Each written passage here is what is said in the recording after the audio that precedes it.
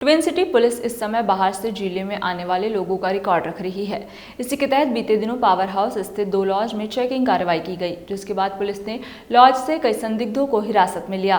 भिलाई छावनी थाना पुलिस ने अपना केसरी लॉज और केसरी लॉज में पहचान छुपाकर रह रहे 29 लोगों को हिरासत में लिया।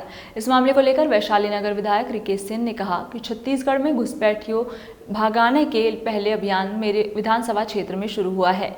इस मामले में वैशाली नगर विधायक से खास चर्चा की संवाददाता अंबिका मिश्रा ने। छत्तीसगढ़ में लगातार जो है भारतीय जनता पार्टी की सरकार आने के बाद में जो छत्तीसगढ़ से बाहर से आए हुए जो लोग हैं, अलग राज्य से आए हुए जो लोग हैं, उन पर लगातार कार्रवाई की जा रही है और उनका पता ठिकाना भी पता किया जा रहा है, क्योंकि लगातार अपराध बढ़ रहे हैं। और आज सदन में प्रदेश में बढ़ रहे अपराध पर भी यहाँ पर चर्चा हुई है और जिस पर संज्ञान लेने की बात कही गई। हमारे साथ में दुर्ग वैशाली नगर के विधायक हमारे साथ रिकेश सेन जी हमारे साथ में, उनसे चर्चा करेंगे।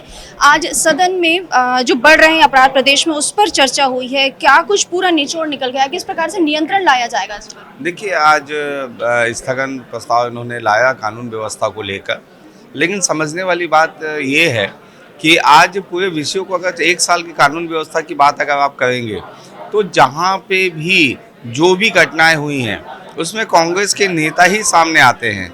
आप देखिए, जो अभी वर्तमान विधायक जो हैं उथी जांगड़े जी, उनका लाइव वीडियो चल रहा था जिसपे उन्होंने अपील की है कि हमको कलेक्टर के अंदर घुस के कलेक्ट्रेट को जलाना है। तो इस प्रकार की घटना, बलौदा बाजार वाली घटना में देवेंद्र यादव का नाम आना, सूरजपुर की घटना में NSY के जिलाध्यक्ष का नाम आना, तो कहीं ना कहीं ये सभी बातों को दर्शाता है कि कांग्रेस छत्तीसगढ़ में शांति भंग करना चाहती है, यहाँ के माहौल को खराब करना चाहती है। और देखिए, स्थगन प्रस्ताव लाया आपने बहिष्कार क्यों कर दिया भाई? आप चर्चा में शामिल क्यों नहीं हुए? आप गृह मंत्री की बातों को आपने सुना क्यों नहीं?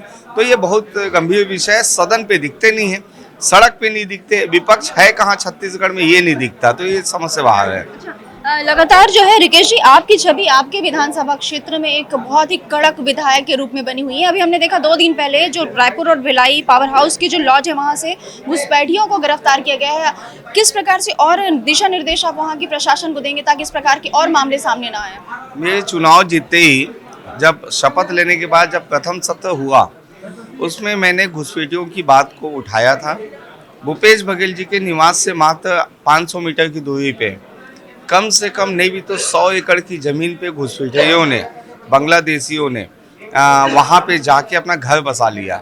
ना उनके पास आधार कार्ड है, ना वोटर ID कार्ड है, और जिसे लेके मैंने लगातार मैं इस बात को उठाया। अभी दुर्ग पुलिस ने इस पर अभियान चालू किया है और लगातार घुसपैठियों की धरपकड़ चालू है।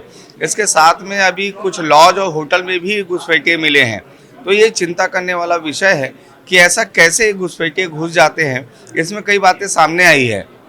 जो कांग्रेस के नेता हैं वो अपने रिश्ते नातों को कोई ना कोई बहाने, जन्मदिन या शादी पार्टी के बहाने बुलाते हैं और उसको यहीं पे बसा लेते हैं एक वोट बैंक की वजह से। तो ये भी एक बड़ा कारण है, लेकिन ये भूल जाते हैं जनप्रतिनिधि कि इससे कहीं ना कहीं कानून व्यवस्था भी खराब हो सकती है, देश के साथ खिलवाड़ भी हो सकता है। तो ये गंभीर विषय है जी। अच्छा, एक विषय और है, जिस प्रकार से आज घुसपैठियों का जो है एक जखीरा कह सकते हैं, 20 से 22 लोग पकड़े गए हैं लॉज से। होटल से बात करें, क्या आगे आपकी ये रणनीति रहेगी कि जो होटल वाले हैं, लॉज वाले, उनके साथ बैठ के आप मीटिंग करें, उन्हें दिशा निर्देश दें? क्योंकि देखिए, बिना ID के होटल के अंदर पे रूम देना कहीं ना कहीं अपराध को बढ़ावा देना है। क्या उनके साथ भी आप बैठ के कुछ चर्चा करेंगे? देखिए, आप देखेंगे तो ये तो समय समय पे पूरे भारत देश में होटल व्यवसायियों के साथ बैठ के किया जाता है। इसमें दिक्कत कहाँ होती है, जैसे हम मकान किराए में देते हैं तो अधिक किराया के लालच में ये नहीं देखते हैं कि उसका आधार कार्ड क्या है। वैसे ही होटल में जब घुसपैठिए आते हैं तो 1000 की जगह 5000 देते हैं और होटल मालिक खुश हो जाते हैं। तो ये अब ये तय किया जाएगा कि इनके खिलाफ भी देशद्रोह का मामला दर्ज किया जाएगा, तभी ये सब लाइन पे आ सकते हैं, तभी ये इस प्रकार का खिलवाड़ नहीं करेंगे। मतलब हम ये कहें कि आपका विधानसभा क्षेत्र जो घुसपैठियों से मुक्त हो जाएगा? अभियान चालू हो गया। छत्तीसगढ़ में सबसे पहला मेरा ही विधानसभा है जहाँ पे कार्रवाई चालू हुई है। तो ये थी हमारी चर्चा वैशाली नगर के विधायक रिकेश सेन के साथ, जिन्होंने सीधे तौर पर कहा है कि छत्तीसगढ़ में घुसपैठियों का जो मामला है वो दिन ब दिन बढ़ता जा रहा है और इस पर अंकुश लगाना काफी जरूरी है, जिसकी शुरुआत इनके विधानसभा क्षेत्र यानी कि वैशाली नगर से हो चुकी है, जहाँ पर पिछले 48 घंटे पहले जो है यहाँ पर घुसपैठियों को होटल से पकड़ा गया है और इस पर उन्होंने कहा है कि आवश्यक दिशा निर्देश भी जारी किए जाएंगे। लेकिन अब देखना होगा कि क्या वाकई में घुसपैठियों का आना यहाँ पर कम हो पाता है या फिर से कुछ 4 महीनों बाद फिर से चहलकदमी शुरू हो जाएगी। आने वाला समय और वक्त बताएगा। इस खास कवरेज के लिए सहयोगी ताकेश्वर साहू के साथ अंबिका मिश्रा, रफ्तार मीडिया, छत्तीसगढ़।